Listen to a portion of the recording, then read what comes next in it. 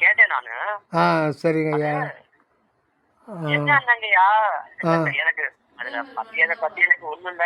அது வந்து அவங்க அடைஞ்ச நிலை அவங்களுக்கு, அதை பத்தி ஒண்ணும் இல்ல. அவங்க தான் எல்லாம் எழுதி வச்சு போயிட்டாங்க. ஆமாங்க ஐயா. எனக்கு என்ன ஒரே ஒரு இதுதான் ஆ வந்துயா, ஆ வள்ளலார் வந்து நிறைய இடத்துல வந்து நான் வந்து சாகாத நிலை எனக்கு கிடைச்சிருக்கு அப்படின்னு நிறைய சொல்லியிருக்காரு திருவருட்பாலையே. ஆமாங்க ஐயா. ஆமாங்க ஐயா. அதே மாதிரி சரவணசாமி வந்து எத்தனை இடத்துல எழுதியிருக்காரு அவரு. அந்த மாதிரி எழுதியிருக்காரு சரவணசாமி நேரடியாக எனக்கு வந்து புத்தீக சித்தி கிடைச்சிருச்சு, இனிமேல் நான் சாக மாட்டேன் அப்படின்னு எழுதியிருக்காரா சரவணசாமிகளே? ஆமாம், சுவாமிகள் வந்து 1943 சுவாமிகளுக்கு வந்து இந்த திரிதேக சித்தி வெளிப்பட்டுச்சு அப்போவே. அது வந்து தயா விளக்க மாலையிலேயே நிறைய பாடலை சொல்லியிருக்கார். ஊன் பொருள் வடிவை ஒளியுறச் செய்தாய் என் செய்ய கடவேன் உனக்கு அப்படின்னு சொல்லிட்டு என்ன நன்றி சொல்கிறேன். ஊன் பொருள் வடிவை ஒளியுறச் செய்தாய், அந்த பாடல் வந்து அதெல்லாம் வந்து மறைமுகமாக சொல்லியிருக்கார், அந்த இதில் பெற்றுக்கொண்டேன்ட்டு. இன்னொன்று ஐந்தொழில் என் கரத்தளித்தனை, அப்படி ஐந்தொழில் செய்வதற்கு அந்த ஒரு 1943 சுவாமிகளுக்கு அந்த அனக நிலை கிடைச்சிச்சு. ஆனால் எல்லோரும் கேட்குறது என்னென்னா, எல்லோருமே சாமி சாதாரண மனிதர் மாதிரி தானே இறந்துட்டாங்க அப்படின்னு தானே கேட்குறாங்க.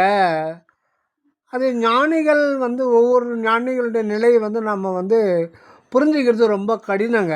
ஏன்னா இப்போ வள்ளல் பெருமான் வந்து சுத்த தேகம் பெற்றுட்டார். சுத்த தேகம் அப்படின்றது என்னன்னு கேட்டால், உங்களுக்கு வந்து இப்போ நமக்கு வள்ளல் பெருமான் 1873 கடைசி நேரத்தில் வரையில் அந்த பாடி ஃப்ரேம் இருக்கு இல்லையா, பாடி ஸ்ட்ரக்சரு,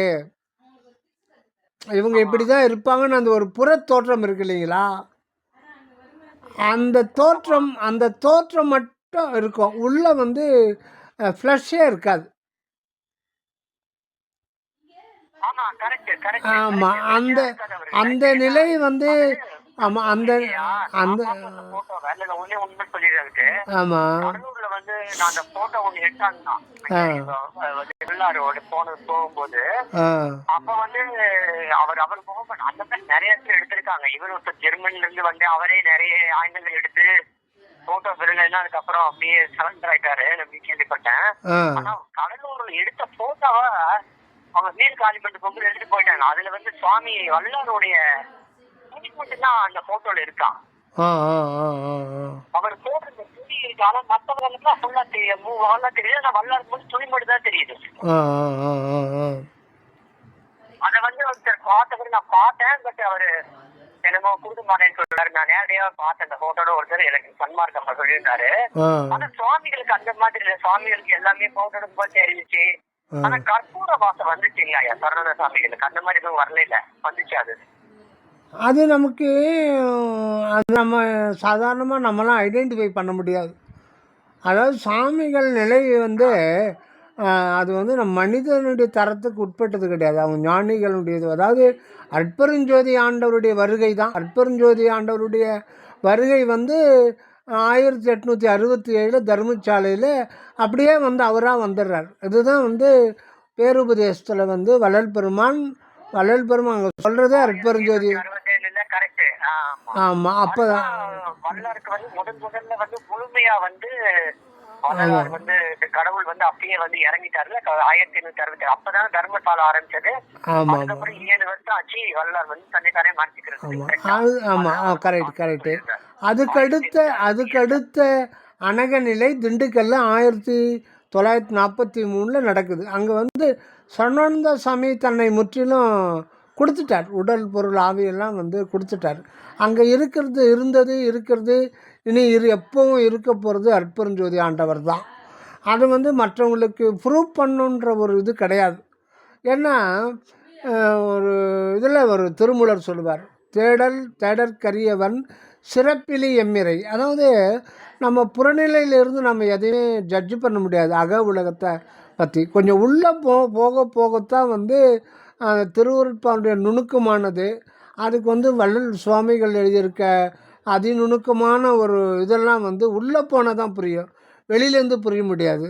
அதனால் சுத்த தேகம் பெற்றுக்கொண்டு அந்த நிலையிலேயே வந்து உலகத்தில் வாழ முடியாது. ஏன்னா சுத்த தேகம் வந்து ஒளி ஊடுருவக்கூடியது. அந்த நிலையிலிருந்து எப்படி வாழ முடியும்?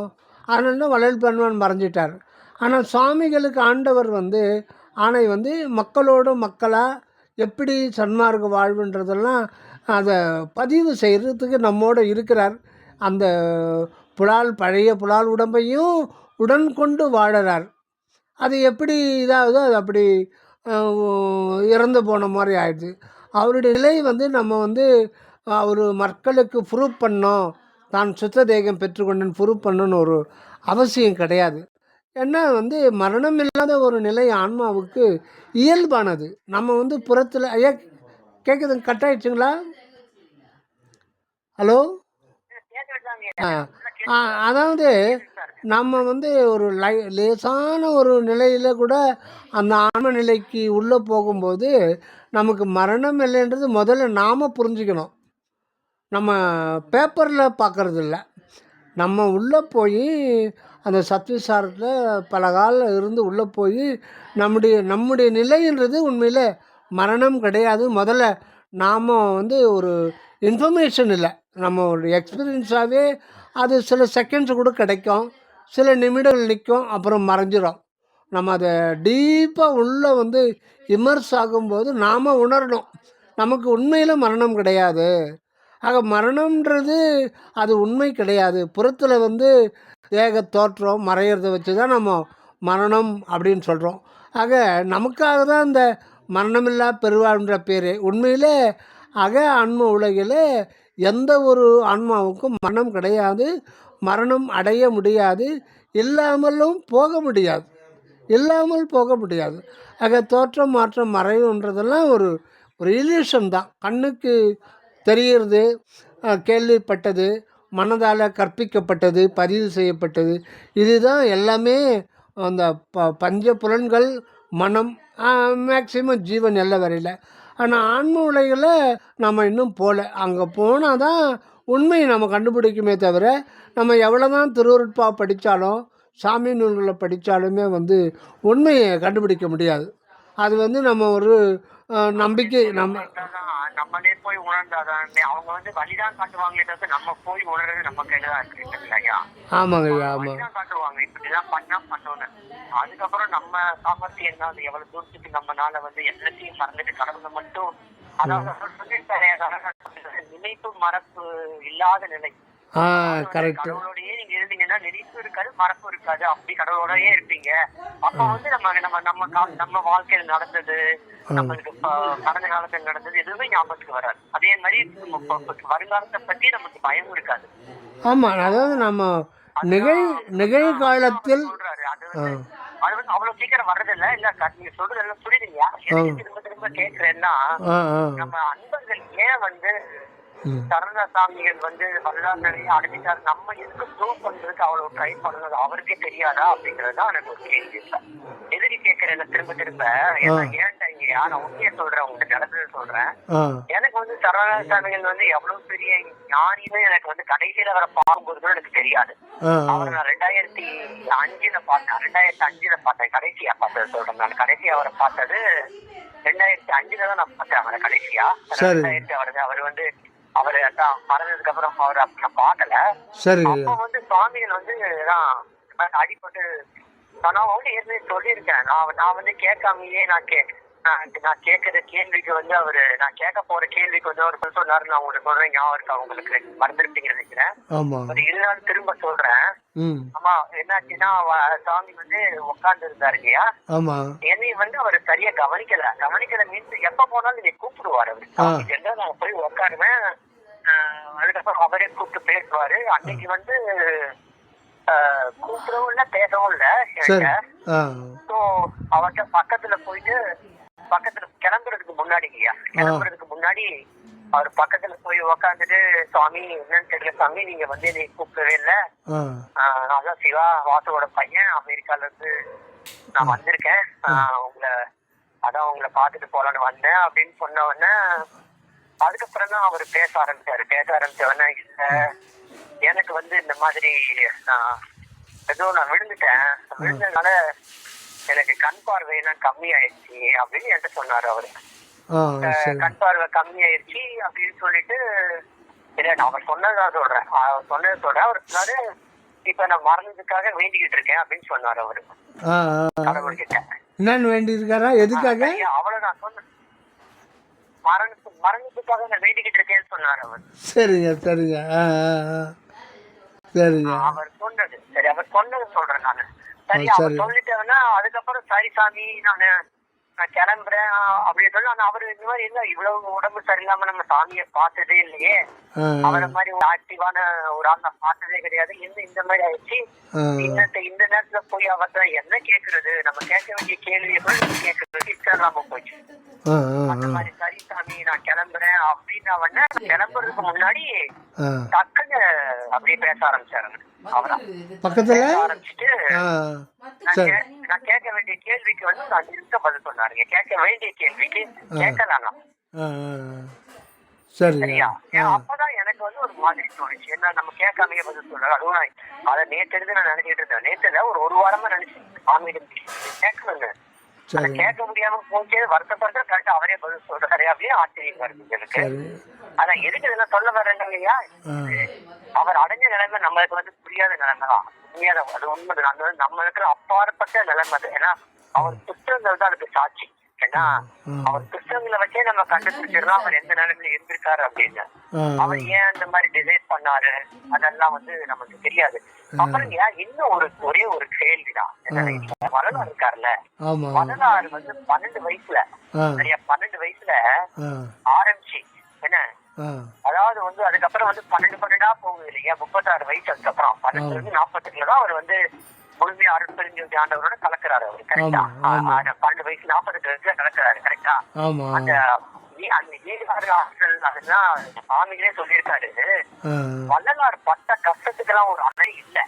அவரே சொல்லியிருக்காரு, அவரே சொல்றாரு, நான் பட்ட பாட்டு கேட்டால் கல்லும் கரைன்னு வள்ளலார் சொல்லியிருக்காரு. அவரே சொல்லியிருக்காரு. சரிங்களா ஐயா? அவர் பட்டது என்ன, அருட்பெருஞ்சோதி ஆண்டவர் வந்து அந்த நிலைமையை அவருக்கு கொடுக்கறதுக்கு முன்னாடி அவரை முழுசா டெஸ்ட் பண்ணிதான் அதை கொடுத்துட்டாரு. அதாவது இனிமேல் அவருக்கு வந்து எந்த ஒரு இதுலயும் எந்த ஒரு நொடியிலையும் அவருக்கு வந்து இனிமேல் அந்த தேகப்பட்டு சுத்தமா இருக்கக்கூடாதுங்கிறதுக்காகதான் அந்த மாதிரி கஷ்டப்பட்டிருக்காரு. எங்க அப்பா கூட சொல்லுவார் அவர். வந்து ஒரு உலகத்திலேயே ஒரு, அதாவது இந்த பிரபஞ்சத்துக்கே ஒரு சிறந்த பரிசுன்னு அதுதான், அதை மாநிலத்தை கொடுக்கறது. அது கொடுக்கறதுக்கு முன்னாடியே அவர் வந்து அந்த டெஸ்ட வந்து பாஸ் பண்றாரா அப்படி அதை பாஸ் பண்ண வச்சாரு. அவரை பாஸ் பண்றாரு சோதிக்கிறத விட அவரை பாஸ் பண்ண வச்சாரு. அந்த மாதிரி கஷ்டப்படுத்தா வந்து சரண சாமிகள் வாழ்க்கையில எந்த ஒரு கஷ்டமும் இருந்த மாதிரி நமக்கு தெரியல. நீங்க பாத்தீங்களா? அதை நீங்க யோசிச்சு பாத்தீங்களா? ஆமா ஆமா ஆமா ஆமா ஆமா ஆமா. இல்ல கேக்குறேன், நான் உங்ககிட்ட ஒரு தெரிஞ்சுக்கிறதுக்காக கேக்குறேன் நானு. ஏன் வந்து ஏன்னா நரநாசாமிகள் வாழ்க்கையில நீங்க பாத்தீங்கன்னா சின்ன வயசுலயே அவருக்கு வந்து எல்லாமே போனதுக்கு அப்புறம் அவருக்கு வந்து கடைசி எனக்கு தெரியும் ஒரு 70 வருஷமாவே ஒரு பெருசா உள்ள கடவுள் வந்து சோழ்ச்சியலா தெரியல. கடைசி அந்த நடந்தது மட்டும் தான் சோழ்ச்சியலா தெரிஞ்சது. கடைசி அவர் விழுந்தாருல, அது மட்டும்தான் சோழ்ச்சியலா தெரிஞ்சதே தவிர அதை தவிர வேற எந்த ஒரு வாழ்க்கையும் அவர் வாழ்க்கையில வந்து ரொம்ப சீராதான் இருந்துச்சு. அது ஏன் அந்த மாதிரி ஒரு சரி சரிங்க. இப்போ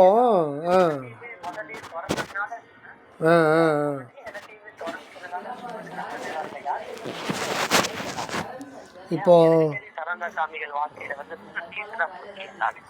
நீங்கள் ஒரே ஒரு நிமிஷம், சாமிகள் டெய்லி எங்கள் நகராட்சியில் அவர் விஸ்வநாதன் ஐயா கூட ஒர்க் பண்ணுவார்னு நினைக்கிறேன்.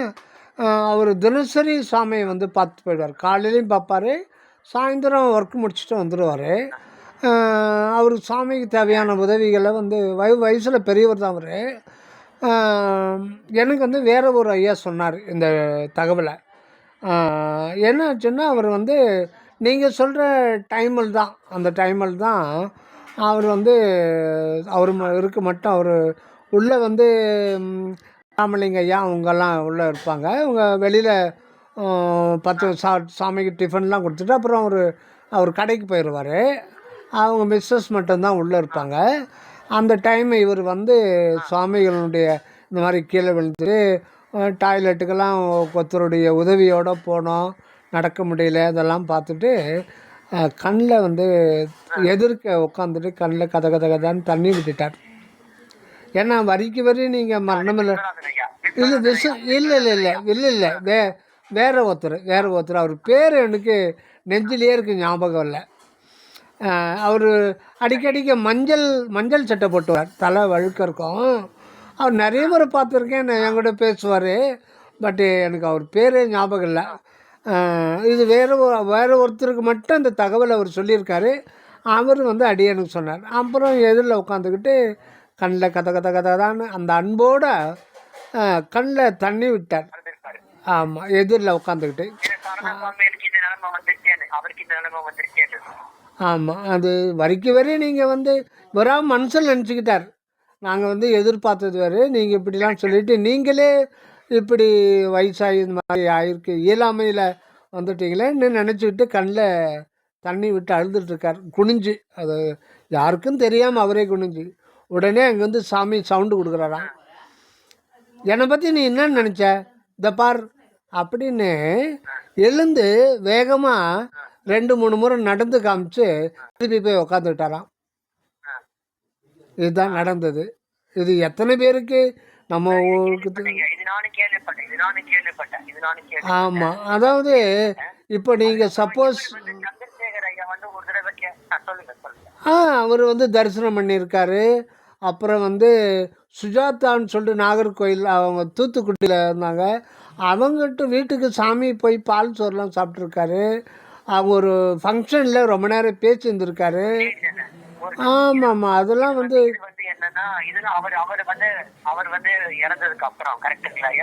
ஆமாம், அப்படி இறந்ததுன்னு சொல்லவே சொல்லாதீங்க. சித்தி தெரியாதவங்க தான் இறந்து போயிட்டாரு, சமாதி ஆயிட்டாரு, குரு பூஜை பண்ணுறோம் அப்படிலாம் பண்ணிட்டு. சித்தி தான் வள்ளலார் அடைந்த சித்தி. அவர் பாடலில் எவ்வளோ பாடலில் எழுதியிருக்காரு. நம்ம இப்போ வள்ளல் பெருமான் மரணமில்லா பெருவாழ்வு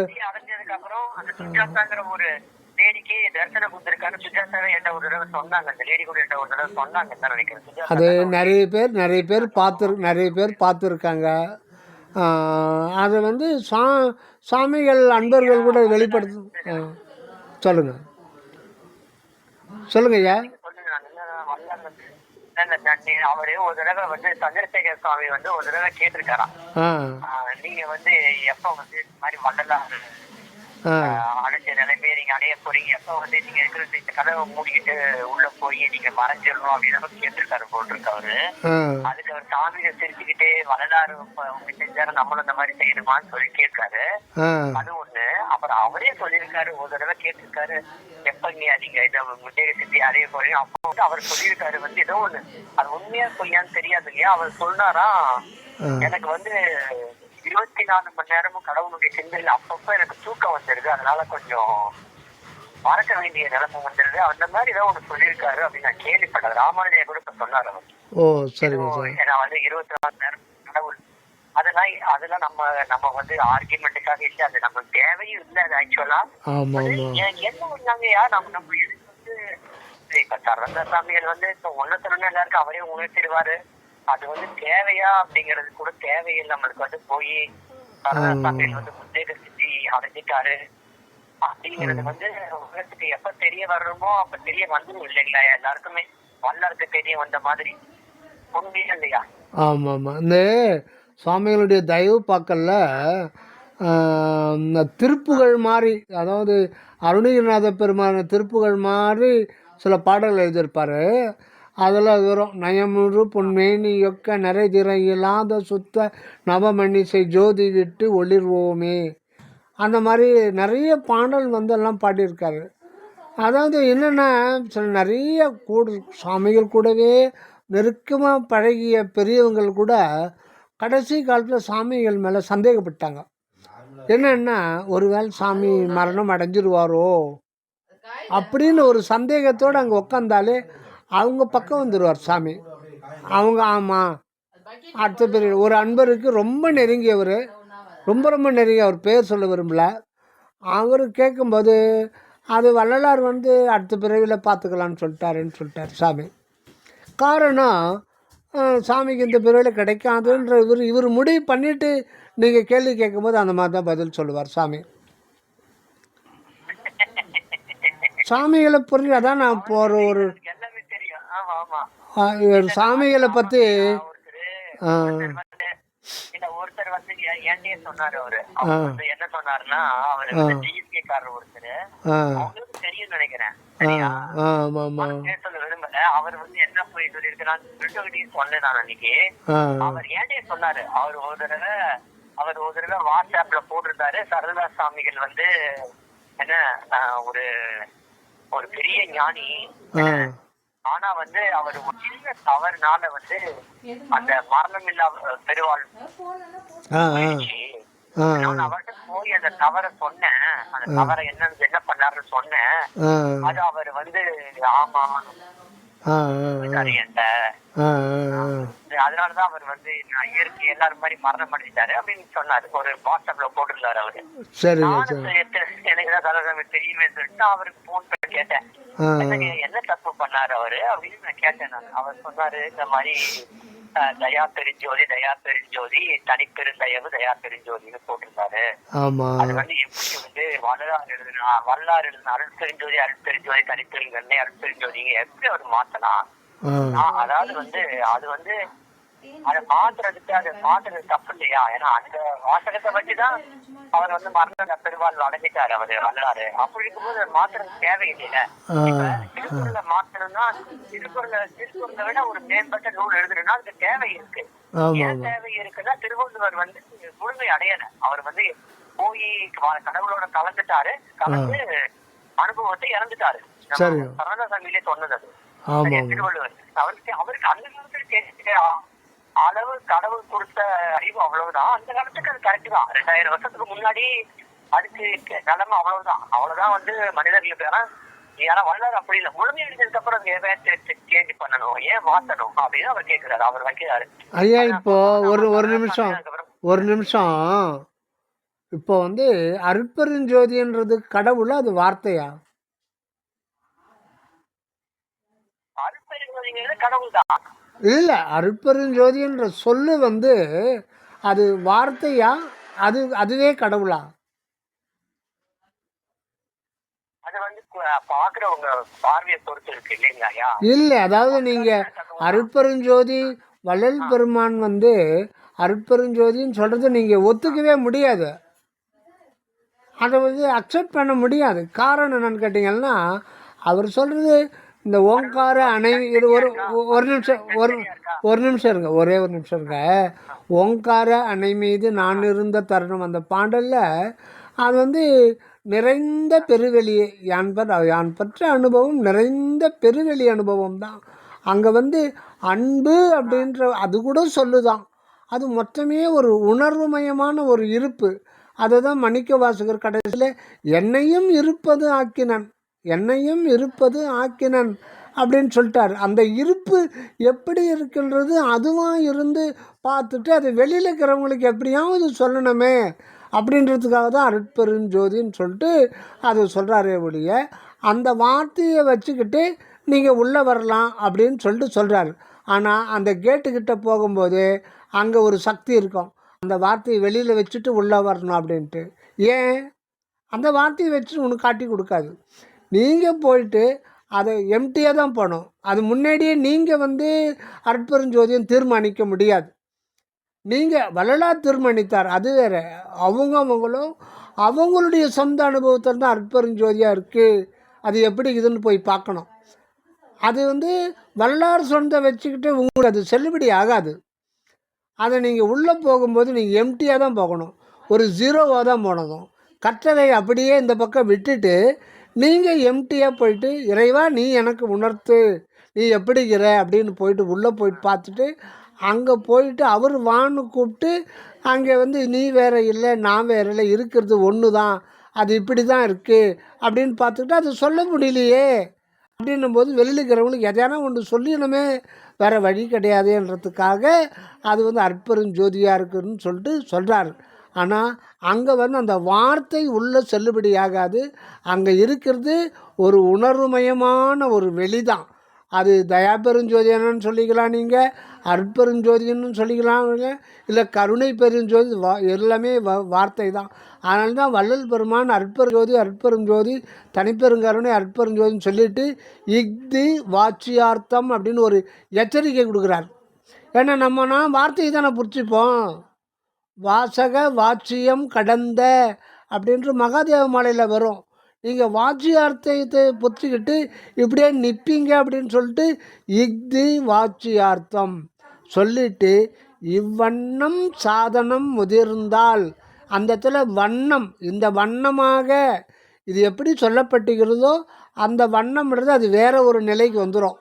அங்கே நிறைந்த அனுபவம். வாட்சியார்த்தம் சொல்லிட்டு லட்சியார்த்தம்ன்ற வார்த்தை சொல்லும்போது தான் அதை அப்படி சொல்லாமல் இவ்வண்ணமாக சாதனம் முதிர்ந்தால் முடிவான இன்பானுபவத்திற்கு தடை ஏதும் இல்லை. அதாவது ஒப்பற்ற தயவுடைய பேரறிவே பூரண இன்பமாம். அதுதான் முடிவான இன்பானுபவத்திற்கு தடை ஏதும் இல்லை. அங்கே வாசக வாட்சியம்லாம் கிடையாது. வெளியில் இருக்கிற நம்ம ஓரளவுக்கு புரிஞ்சிக்கணும் அப்படின்றதுக்காகத்தான் மகாமந்திரத்தை வள்ளல் பெருமான் சொல்கிறார். அதனால் அங்கே அது உண்மையிலே ஏற்படுது தான் முதல் எழுத்தாக வரும். அதனால தான் என்னை ஏராளம் ஏற்று விட்டது யாதெனில் தயவுன்ட்டார். அது பெரிய சப்ஜெக்ட். இப்போ நமக்கு வார்த்தையோட அவங்களோட போராட மற்றவங்க ஐயா அதாவது வார்த்தையோட ஆமாம் ஆமாம் ஆமாம் ஆமாம் அந்த வார்த்தையை வச்சு எழுதுறது என்ன தப்பு அப்படின்னு நான் கேக்குறேன். நான் அவர் சும்மா சொல்றாரு, ஆர்குமெண்ட்டுக்காக சொல்றாரு. ஆனா சரங்கசாமிகள் அவரையும் தன்னையும் வேற வேறையா பாக்கல. அவர் தயவுக்கு ஒருமை வர வேண்டும் சொல்லிட்டாரு சரங்கசாமிகள். அதனால அவர் எல்லாரையும் ஒன்னாக பார்க்க போறாரு. என்னையும் கூட அவர் ஒன்னா அவரா தானே பார்க்க போறாரு. அவரு அப்படி இருக்கும்போது அவர் எப்படி அவர் சொல்றத ஆர்ஜி பண்ண போறாரு. நீ சொல்றியா கரெக்ட் தான் அப்படின்னு சொல்லிட்டு போயிட்டாரு. வார்த்தை சண்டை போட்டுக்கிட்டு இருந்தால் ஒன்றும் உள்ளே போக முடியாது. நீங்கள் அப்படியே எல்லாத்தையும் நீங்கள் அற்பெருஞ்சோதி தனிப்பெருங்கருணை அற்பெருஞ்சோதியும் விட்டுடணும், தயாபெருஞ்சோதி தனிப்பெருந்தாயும் விட்டுடணும். நீங்கள் முதல்ல எம்டி ஆகணும், பூஜ்ஜியமாகணும். பூஜ்ஜியமாகிட்டு 2.5 நிலை கடந்து உள்ளே போய் நிலைக்கணும். அதுக்கப்புறம் அங்கே இறைவன் உணர்த்துவார். எது தான் எப்படி இருக்கிறேன்னு அது கூட அவர் தான் உணரணும். அதை நாம் இன்னொருத்தருக்கு உணர முடியாது. அதுதான் ஞானசரி கடைசி பாடலில் நேருறவே எவரும் எவராலும் கண்டுகொள்ளற்கரிதாம் நித்திய வான்பொருளை என்றார். நேருக்கு நேராக இறைவன் தரிசனம் பண்ண முடியாது. ஏன்னா நேர் எதிர் அயல் அப்படின்னு அதுக்கு ஒன்றுமே கிடையாது. அதனால் அந்த அறிகின்ற அறிவு கூட அதுதான் அப்படின்னு சொல்லிட்டு அறிகின்ற போது தன்னை முற்றிலும் இழக்கின்ற போது அதுவே அதன் வண்ணமாக்கி வாழ்வித்து கொள்ளும் அப்படின்னு சரவானந்த சாமி. அதுவே அதன் வண்ணமாக்கி வாழ வைப்பது சத்தியம். அதனால் அந்த நான்ன்றது கூட நானல்ல, நான் இறைவன் அறிய போகிறேன் அப்படின்னு போனால் அறிய முடியாது. அறிய போகிறேன்னு அறிகின்ற அறிவு கூட அவனுடையதானே தவிர, அதனால்தான் என்னறிவே என்னுயிரே எனக்கு நீ உறவேன்னு பண்ணார். ஆக மொத்தத்தில் இங்கே நாமன்னு ஒன்று கிடையவே கிடையாது. இந்த உடல் உயிர் மனம் எது இல்லை நாமன்னு சொல்லுவோம். அப்படி எதுவுமே எல்லாமே இருக்கும்போது அவரை இன்னொருத்தர் அறிய முடியாது. அப்படி இன்னொருத்தர் அறிகிறாருன்னா 2 பொருள் உலகத்தில் இருக்கிற மாதிரி கணக்கு வந்துடும். ஆகவே ஒன்றே சிவம் தான் என அறிகின்ற அறிவே தகும் அறிவினும் போது அது பொய்யாயிடுமே. அப்போ அதுவே அதனை அறிந்து கொள்ளுகிறது. அதுதான் மனிதனாக இருந்து அதுவே அதனை அறிந்து கொள்ளுகிறது. ஆக இங்கே வாழ வந்துள்ளது நாம் அல்ல, மனிதன் அல்ல. அவருக்கு இறைவனுக்கு அயலாக எதுவுமே கிடையாது. இறைவன் மட்டும்தான் இருக்கிறான். அதுதான் பட்டினத்தார் ஒன்றென்றிரு தெய்வம் உண்டென்றிரு, இதுதான் முடிவானது. இப்போ அந்த அடுத்த பரிணாமத்துக்கு தான் உலகத்தை கொண்டு போகிறார் இறைவன். இப்போ பகுத்தறிவு வரையில் 6ஆம் ஆமாம். இன்னொன்னு சரவணசாமி கொடுத்த ஒரு சொற்பொழிவு இல்லைங்கய்யா, அது நீங்க கேட்டிருப்பீங்க. அவர் சொன்னாரு இந்த மாதிரி 1900 அந்த 1900 வருஷத்துல 69 78 ஆமாம் 87, 96, 4 முறை 25 வந்து 100 பூர்த்தி அடைஞ்சிருச்சு. அதான் சென்ற நூற்றாண்டுலையே. ஆமாம் இந்த நூற்றாண்டுல இந்த நூற்றாண்டு இந்த 1000 இன்னும் வந்து 600 எத்தனை வருஷத்துக்கு இன்னும் 600 வருஷத்துக்கு இந்த கிடையாது. இது கரெக்டா இல்லையா? 2000 இருந்து உங்களுக்கு 2599 தானே உங்களுக்கு வந்து திரும்ப அது வரப்போகுது. 2599. ஆமா 9, 9, 7, 25 கரெக்ட். 2599 அப்பதான் வரப்போகுது இல்லையா? அதுல வந்து ஒரு சரசாமி எழுதியிருக்காரு, இனிமேல் வந்து சன்மார்க்கம் பரவும் போது 1000க்கும் மேற்பட்ட ஆட்கள் வந்து உத்வேக சித்தி நிலையோட வள்ளலார வந்து தலைவரா வச்சு வள வருவாங்க. அவர் அப்ப சொல்றாரு ஒரு தடவை, இப்ப வரலாறு கிடைச்சிச்சு அவங்களுக்கு எப்ப கிடைக்க போகுதுன்னு தெரியல. ஆனா ஒண்ணு, நம்ம வந்து அந்த முழுமை அடைஞ்சிட்டோம்னா எல்லாருக்கும் கிடைக்குங்கிறது வந்து சின்னம்தான். ஆனா கடைசி ஒரு இனிமேல் 600 வருஷத்துல வந்து 1000க்கு மேற்பட்ட ஆண்கள் வந்து சித்திரை அடைஞ்சு வருவாங்க அப்படின்னு நம்ம சரணசாமி சொல்லி. இல்லை, இந்த நூற்றாண்டுலேயே 100 பேருக்கு வருவாங்கன்னு சாமி சொல்லியிருக்க ஒரு இடத்துல. 21ஆம் நூற்றாண்டு இறுதியில் நீங்கள் அந்த வந்து ஆயிரக்கணக்கான பேர் வருவாங்க. நீங்க சொல்ற அந்த 2000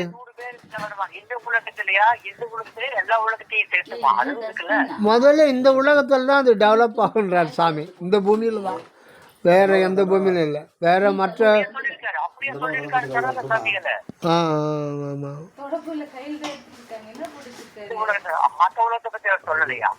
அப்படிங்களா?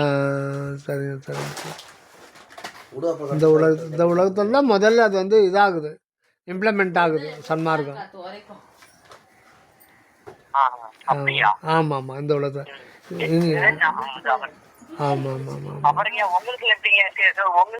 எவ்வளவு நேரம் உங்களுக்கு வந்து கடவுள் நீங்க எவ்வளவு நேரம்?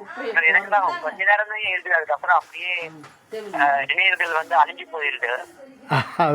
அதே டெய்லி ப்ராக்டிஸ் பண்ணாங்கய்யா, டெய்லி வந்து ப்ராக்டிஸ் பண்ணோம்.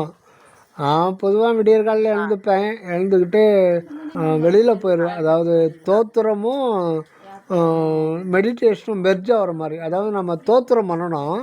தோத்திரம் வந்து தியான நிலையில் இருந்துக்கிட்டு தான் தோத்திரம் பண்ணணும். அதுக்காக ஒரு ப்ராக்டிஸ் பண்ணிக்கிட்டு இருக்கேன் இப்போது. டெய்லி ஒரு விடிய காலத்தில் வந்து ஆரம்பிச்சுட்டு வெளியில் போயிடுவேன்.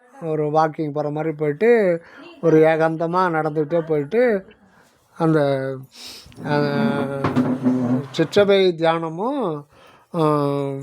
அந்த தோத்திரமும் சேர்ந்த மாதிரி பண்ணும். அதாவது நம்ம வந்து தேக உணர்வு, மன உணர்வு, இந்த ஜீவ உணர்வை கடந்து நீங்கள் தோத்திரம் பண்ணுறீங்களோ இல்லை வந்து தியானம் பண்ணுறீங்களோ அது கிடையாது. அந்த இரண்டரையே கிடைக்கணும், அதுதான் சாதனம். அந்த சாதனத்தை நம்ம டெய்லி ப்ராக்டிஸ் பண்ணோம். அது பண்ணாமல் நம்ம வந்து வெறும் சொல்லுங்கய்யா. இன்னொன்னு, இவர் வந்து ராமாயணன் சொன்னாரு, சுவாமிகள் வந்து விழுந்ததுக்கு அப்புறம் ஒரு கூட்டத்துல போய் பேசும்போது ரொம்ப எனக்கு வலியா இருக்கு. அதாவது வந்து நான் மருத்துவர்கிட்ட சொல்லிட்டேன் என்னால தாங்க முடியல. அந்த மாதிரி இருந்தா சுவாமிகள் வந்து பேசுறதா ராமாயணன் வந்துட்டாங்க அந்த கூட்டத்துல இருந்தவங்க எல்லாம். ஐயா, இதெல்லாம் நீங்கள் ரொம்ப டீப்பாக இது பண்ணாதீங்க. ஒவ்வொருத்தருக்கும் சாமி வந்து ஒவ்வொரு அனுபவத்தை கொடுப்பார், ஒரு சிந்தனையை தூண்டி விடுவார். சாமி நிலை வந்து ஆராய்ச்சியே பண்ணாதீங்க. ராமானுஜையா சொன்னார், அவர் சொன்னாங்க, இவங்க சொன்னாங்கன்னு சொல்லிட்டு ஒவ்வொருத்தருக்கும் ஒரு அனுபவத்தை தூண்டி விடுவார். அதனால் சுவாமிகளை வச்சு அவங்க சொல்கிறத வச்சுட்டு சாமி சொல்கிறத வச்சுட்டு எதையுமே முடிவு பண்ண முடியாது. சாதாரணமாக சாமி பேசுகிறது வேற, அவர் நிலை வேற.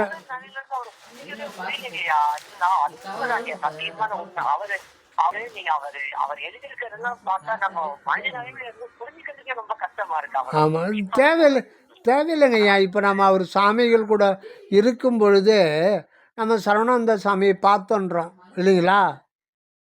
இல்லை, சரவணானந்த சாமியை பார்க்க முடியாது.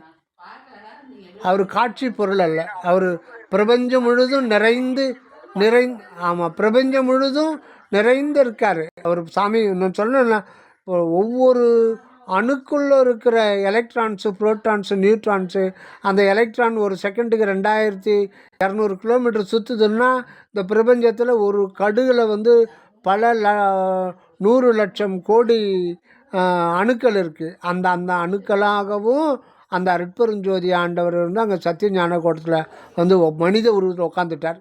இதுதான். ஆக அவர் வந்து சுவாமிகளை பற்றி யாருக்கிட்டும் சொல்லவும் சொல்லாதீங்க இப்படி அப்படின்னு சொல்லிட்டு. நீங்கள் சொல்லணும்னா அருட்பெருஞ்சோதி ஆண்டவரை பற்றி சொல்ல முடியுமா நம்மளால்? சொல்ல முடியாது. அதே தான் அருட்பெருஞ்சோதி ஆண்டவர்.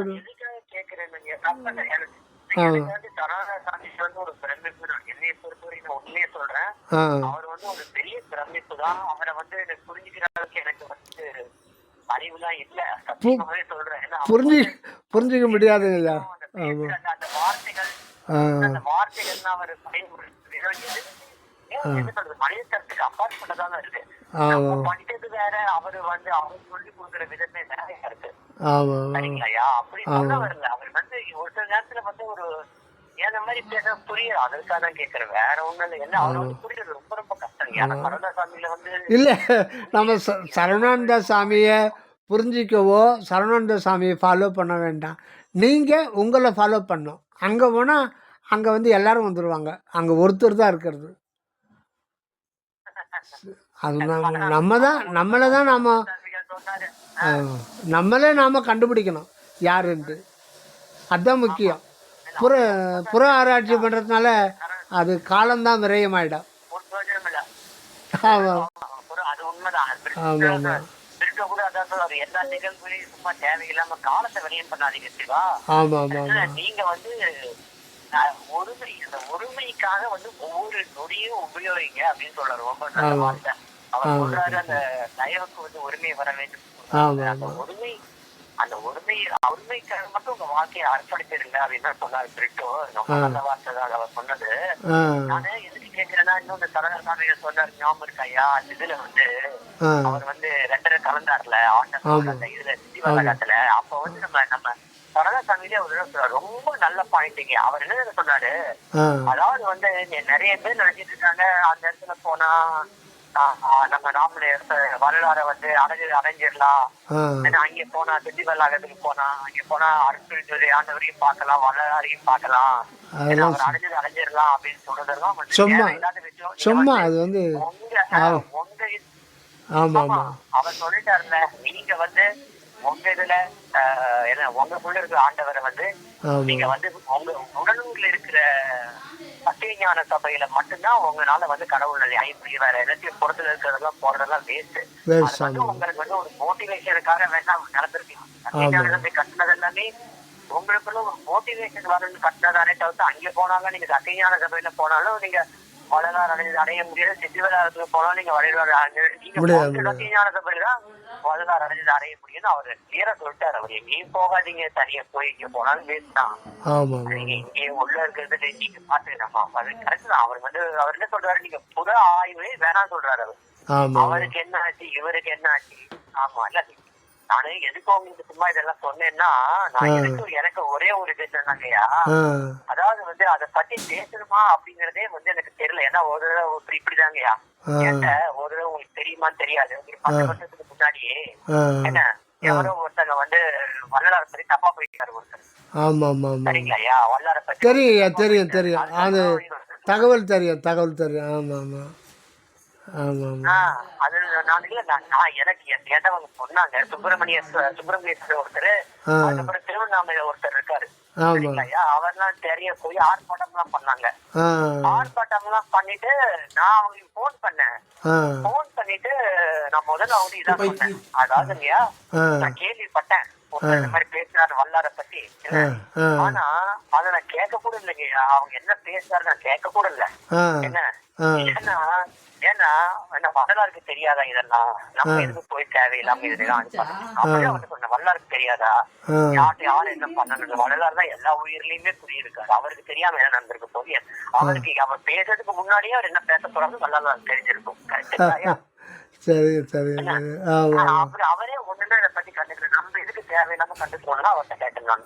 ஆமாம் ஆமாம். அவரே வள்ளலாருக்கு தெரியாதா? அவரே அதை பத்தி ஒண்ணு சித்த பண்ணல. அவர் ஒண்ணே சுப்பிரமணிய சாமி சொன்னார் அவரு.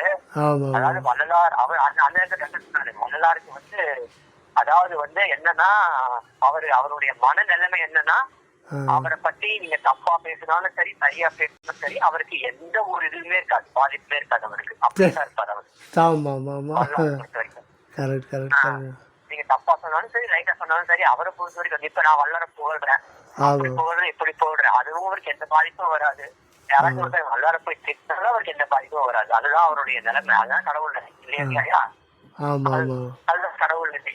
இல்லை ஆமாம் ஆமாம் ஆமாம். ஒரு பேச்சு சொல்றேன், எனக்கு இதுல இன்ட்ரெஸ்ட் இல்லையா வள்ளலார தப்பா பேசுறேன், அது நான் கேட்க கூட மாட்டேன் நானு.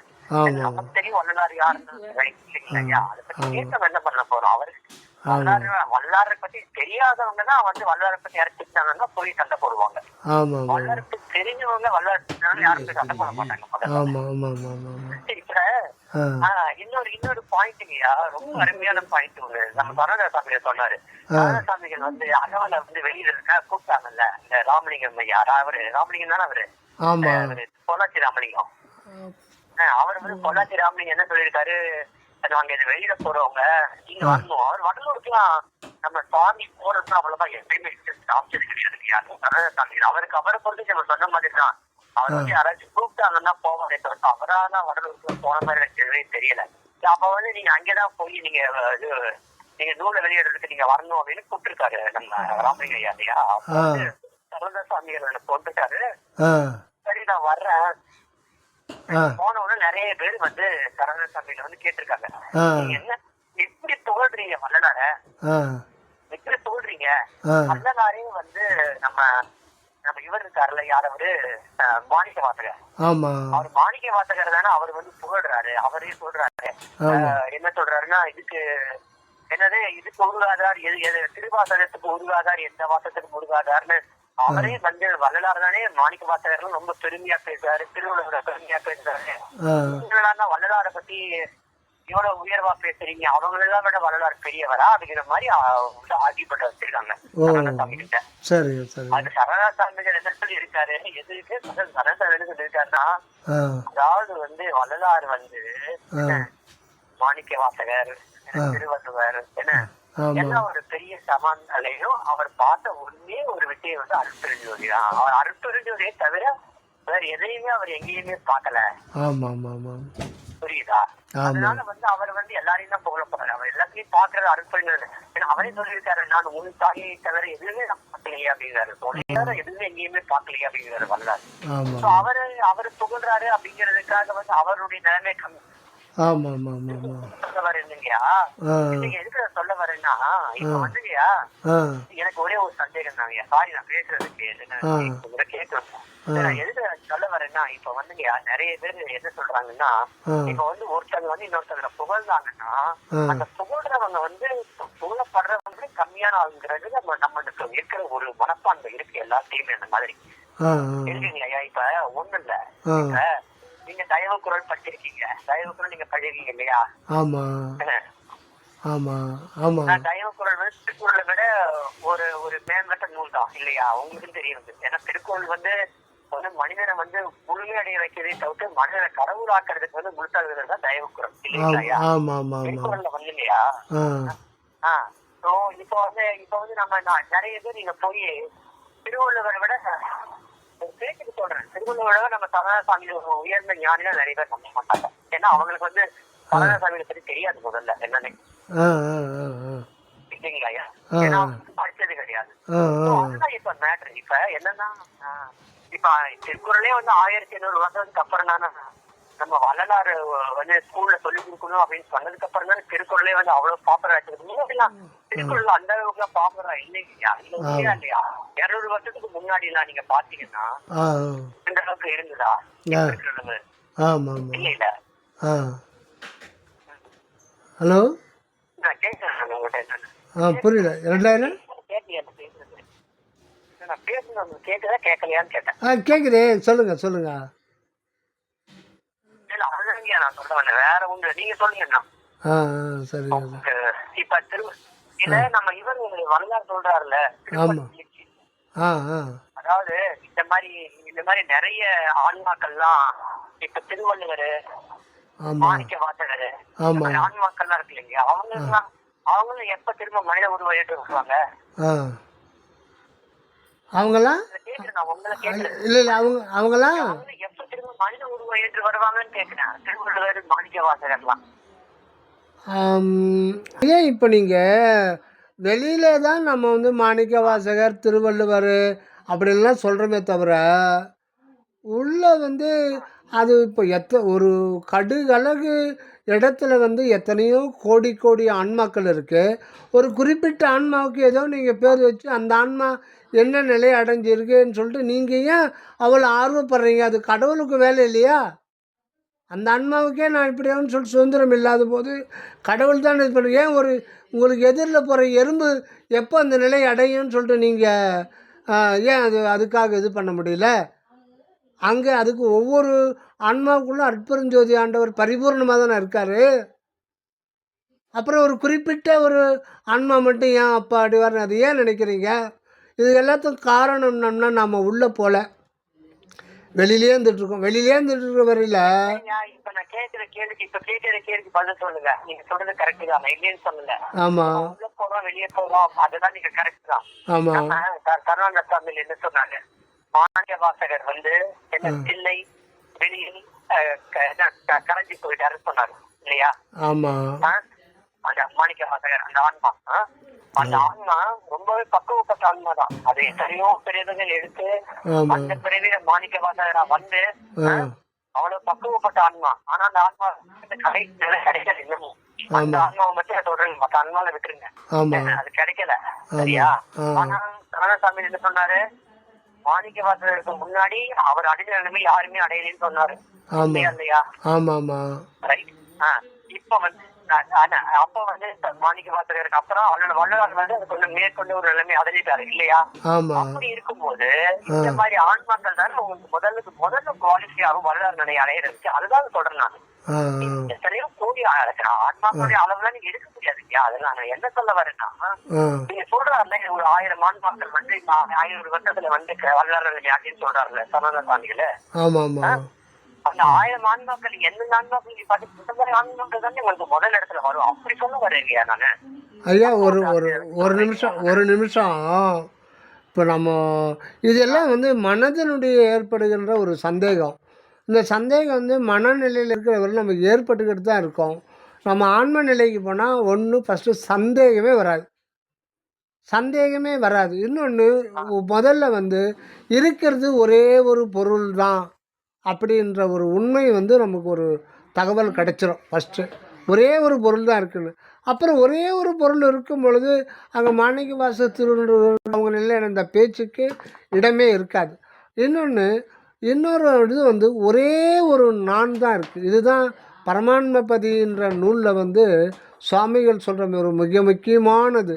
அதனால தான் வள்ளல் பெருமான் வந்து அந்த சைவ சித்தாந்தத்தில் வர்ற ஆன்ம கொள்கையும் வேதாந்தத்தில் வர்ற ஆன்ம கொள்கையும் மறுத்து எழுந்தது தான் சுத்த சன்மார்க்க ஆன்ம கொள்கை. சுத்த சன்மார்க்க ஆன்ம கொள்கை ஜீவநிலையிலிருந்து பார்க்கும்போது ஆன்மாக்கள் அது உண்மைதான். ஆனால் உள்ளே போக போக இப்போ சைவ பக்தர்கள்லாம் நீங்கள் தேவாரம் திருவாசகம் பாடும்போது திருச்சிற்றம்பலம்னுவாங்க இல்லைங்களா? சொல்கிறாங்க இல்லைங்களா? பஜனையில் வழிபாட்டில் திருச்சிற்றம்பலம் அப்படின்னா, திருச்சிற்றம்பலம்ன்றது சிற்றபைன்றது ஆன்மா. திருச்சிற்றம்பலங்கள் அப்படின்னு சொல்ல முடியுமா? சொல்லலாமா? திருச்சிற்றம்பலங்கள்னா சொல்லணும். ஏன்னா ஒவ்வொரு ஜீவதேகத்துக்குள்ளவும் அந்த ஒரு நிமிஷம் இருங்க அது அந்த திருச்சிற்றம்பலம் ஒவ்வொன்றுக்குள்ள சிற்றபையன்லாம், திருச்சிற்றம்பலம்லாம், சிதம்பரம்லாம், சிதாகாசம் சொல்லலாம். சிதம்பரங்கள் அப்படின்னும் சிதாகாசங்கள்னு சொல்ல முடியாது. இங்கே தான் இந்த சுத்த சன்மார்க்கம் வந்து சுத்த சன்மார்க்கில் அருட்ஜோதி கடவுளான்மா அப்படின்றார்.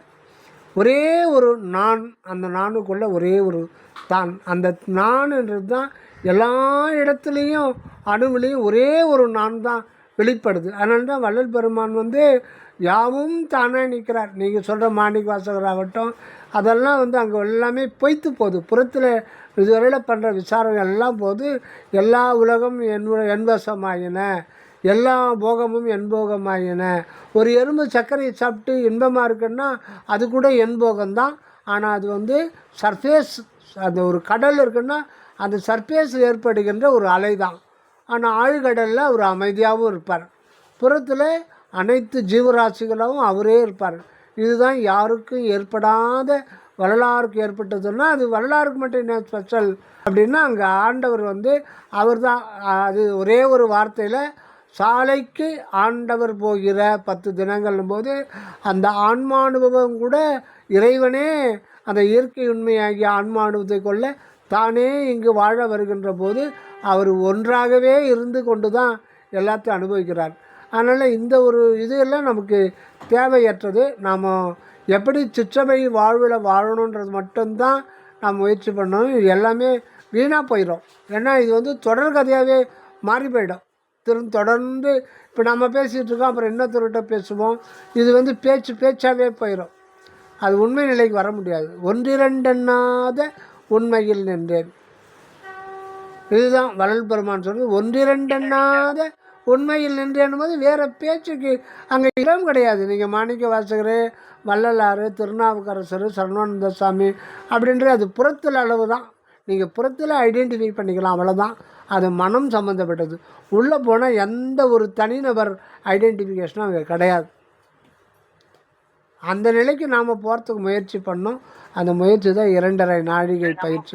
நம்ம போகணும்னு சொல்றீங்களா? இப்ப நம்மளும் அந்த நிலைமையில தான் இருக்கும். ஐயா, நான் வந்து ஓகே, இது வந்து உண்மையாவே தேவையில்லாத ஆராய்ச்சி தான், நான் ஒத்துக்கிறேன். நான் உங்களுக்கு என்ன கேட்கணும்னு நினைச்சேன்னா, இப்ப வந்து சரவண சாமி இதை வச்சுதான் நான் சொல்றேன். அந்த அந்த ஆன்மாக்கள் எல்லாம் போய் கடவுளோட ஐக்கியமயம் கலந்து அனுபவத்தை இழந்துருச்சு. ஆனா வள்ளலார் வந்து அனுபவத்தை இழக்கல. வள்ளலார் வந்து கடவுளாக இருக்காது, அனுபவத்தையும் இழக்கல. கரெக்டா? ஆமா, சரி, உண்மைதானே?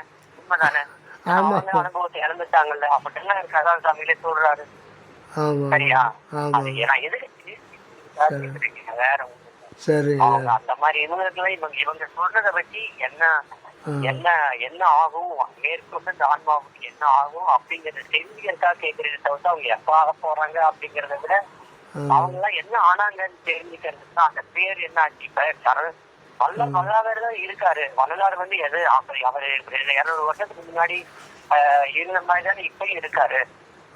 நான் சொல்றது கரெக்டா இல்லையா? அந்த வரலாறுங்கிற அந்த இது வந்து அந்த அனுபவம் போகல இல்லை இல்லையா? அப்படிதான் நான் சொல்றேன். நான் அனுபவம் போகல இல்லை அவருக்கு.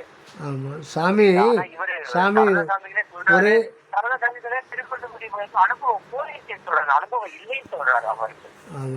அந்த அனுபவம் இல்ல போயிடுச்சு. நான் கேட்கிறேன், வேற ஒண்ணுதான். சாமி ஒரே ஒரு வார்த்தை சொல்லுவாங்க, அதாவது அகத்திலிருந்து நிறைவாகவே திகழ்ந்து கொண்டிருக்கின்றது அருட்பெருஞ்சோதி உலகம். அவ்வளோதான், முடிஞ்சு போச்சு. வேறு ஒன்றும் இல்லை. நீங்கள் நான் அங்கே யாருமே கிடையாது. எந்த பிரச்சனையும் இல்லை, எந்த விவகாரமும் இல்லை, எந்த ஒரு விசாரமும் தேவையில்லை. அமைதிமிக்க அகத்திலிருந்து நிறைவாகவே திகழ்ந்து கொண்டிருக்கின்றது அருட்பெருஞ்சோதி உலகம். அது உள்ளும் புறமும் விளங்கி கொண்டிருக்கு. அது மட்டும்தான் இருக்குது, வேறு ஒன்றும் இல்லை. அந்த இதை வந்து நம்ம மெய்யறிவு கொண்டு தான் உணர முடியும்.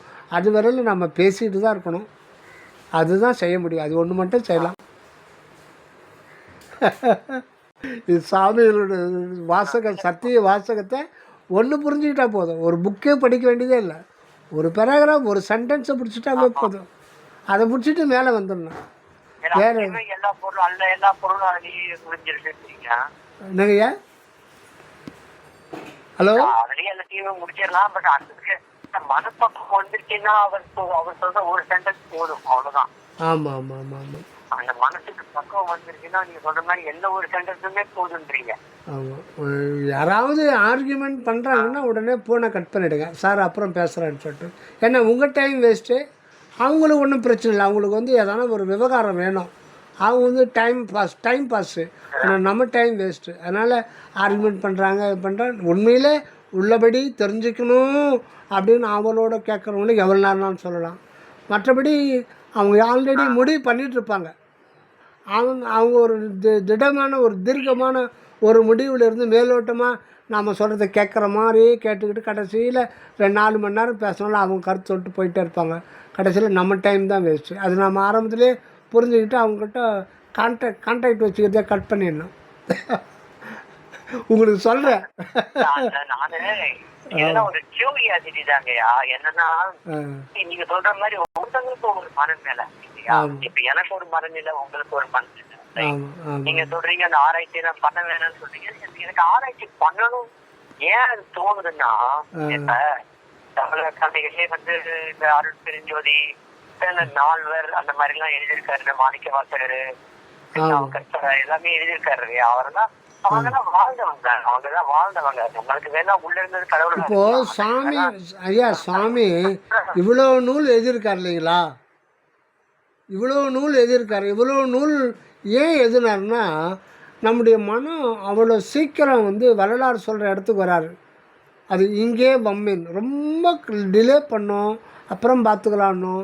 அந்த மாதிரி நேரத்தில் மன அலைவை வந்து கொஞ்சம் கொஞ்சமாக குறைக்கிறதுக்கு வேறு எதையோ விஷய ஞானத்தில் போகிறத கொண்டாந்து இந்த நூலில் விட்டுறதுக்காக தான் இத்தனை நூல் எழுதியிருக்காரு.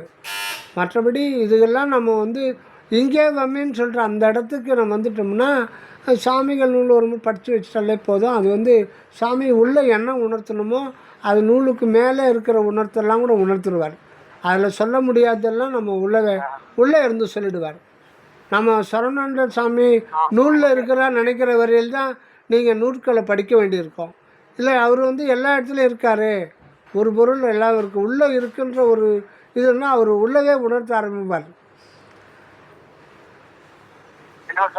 ஒரு தடவை எழுதியிருந்தாருங்க, 1000 பிரேதைகள் எடுத்து என்ன ஒவ்வொரு நிமிஷமும் வேஸ்ட் பண்ணாம நீங்க எல்லா புத்தகங்களும் படிக்கிட்டே வந்தீங்கன்னா 1000 பிரேதைகள் எடுத்து ஒரு ட்ரெயின் வண்டி அது போட்டு அவ்வளவு புத்தகத்தை நீங்க நல்ல புத்தகம், அதாவது தேவையான புத்தகம் இல்லை, அதாவது கலை அறிவு எல்லா புத்தகங்களும் நீங்க படிச்சீங்கன்னா 1000 பிறவிகள், 1000 6000 பிறவி, 1000 பிறவிகள் வச்சுக்கோங்க. 1000 பிறகு ஒவ்வொரு பிறவியும் 100 வருஷம் வாழ்ந்து அந்த ஒவ்வொரு நொடியிலையும் ஒவ்வொரு புத்தகத்தையும் படிச்சு ஒவ்வொரு புத்தகமா படிச்சு வந்து நீங்க வந்து படிச்சீங்கன்னா உங்களுக்கு வந்து ஒரு 50% ஒரு கலை அறிவு வரும். அது ஆனா நீங்க வந்து கடவுளுடைய முடியில போய் நின்னீங்கன்னா ஒரு செகண்ட்ல, ஒரு ஃபிராக்ஷன் ஆஃப் செகண்ட்லயே நீங்க அந்த படிச்சதை விட அதிகமா படிச்சுக்கலாம் அப்படின்னு சொல்றாரு. அதெல்லாம் அனுபவம் இல்லாம அனுபவத்தோட தான் சொல்றாரு அவரு. அவருடைய சொந்த அனுபவத்தோட சொல்றாரு அவரு. ஆமா. சோ நீங்க சொல்றதெல்லாம் புரியுது. புத்தகம்னா அதுக்கப்புறம் நம்ம சரளசாமி புத்தகத்தை எல்லாம் நீங்க சொன்ன மாதிரி கடவுள மொழி நிலையில போய் நம்ம படிச்சோம்னா ஒரே செகண்ட்ல எல்லாத்தையும் படிச்சிடலாம். ஒன்றில் நம்ம ஆறாம் திருமுறைக்கே வர வேண்டியதில்லை. முதல் 5 திருமுறையிலேயே ஒரு பாடல், அது எனக்கு ரொம்ப பிடிச்ச பாடல் வந்து இந்த பாடல் எப்போ பிடிக்கும், சாமிகள் சரவண சாமிகள் விளக்கங்களை படிக்கத்தான் அடடா இந்த பாடலில் இவ்வளோ கருத்து இருக்கேன்னு. பொய்யாத மொழியும் மயல் செய்யாத செயலும் வீண் போகாத நாளும் விடயம் புரியாத, இந்த பொய்யாத மொழின்ற ஒன்று கிடச்சிட்டா போதும், அது எல்லாமே அடங்கிட்டு. வள்ளலார் ஏன் பொய்யாத மொழின்னு சொன்னார், அந்த பொய்யாத மொழின்னா என்ன, அது வந்து நம்ம வந்து அருட்பால் ஸ்ட்ரெயிட்டாக நம்ம இது பண்ண முடியாது. அது வந்து வள்ளலார் வந்து எங்கே சொல்கிறாருன்னா திண்டுக்கல்ல இருந்து தான் அதுக்கு விளக்கம் கொடுக்குறாரு. அது அந்த ஒரு பாட்டை பிடிச்சிக்கிட்டே நம்ம உள்ளே போனாலே போதுமே. நிறைய ஒரு 6000 அருட்பாலுக்கு ஒரு அற்புதம்னா 6000 பாடல், ஒவ்வொரு பாடல்லையுமே 6000 பாடல் அடங்கிடும். ஒரு தனி பாடல் எடுத்துட்டீங்கன்னா 6000 பாடல் அடங்கிடும்.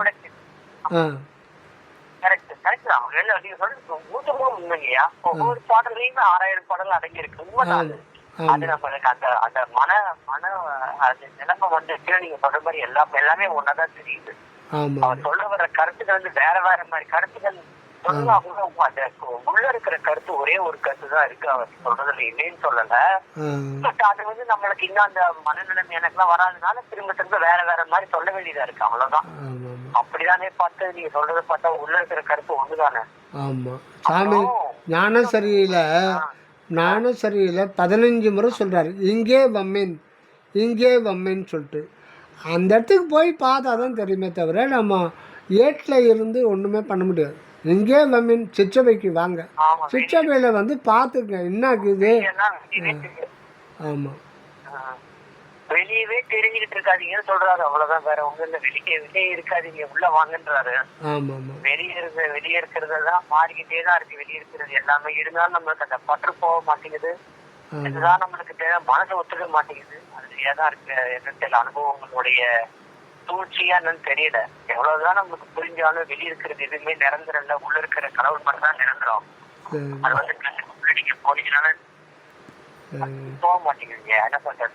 அப்புறம் இன்னும் அதுதான் நீங்க பாத்தீங்கன்னா சின்ன வயசுலயே வந்து வள்ளலார் வந்து நம்ம சரணசாமிகளுக்கு வந்து காட்சி கொடுத்துட்டாரு அங்க இதுல, அந்த நீரோடையில.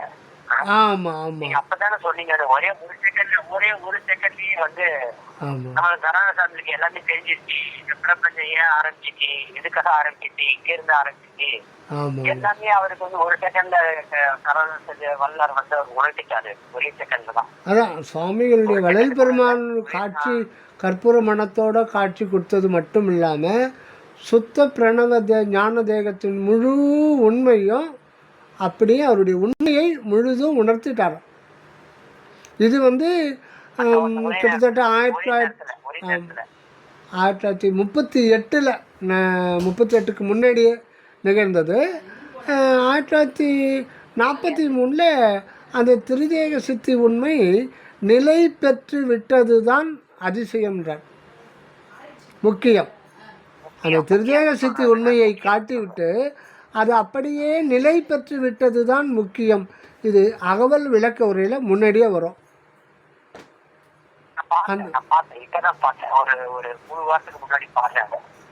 சரிங்க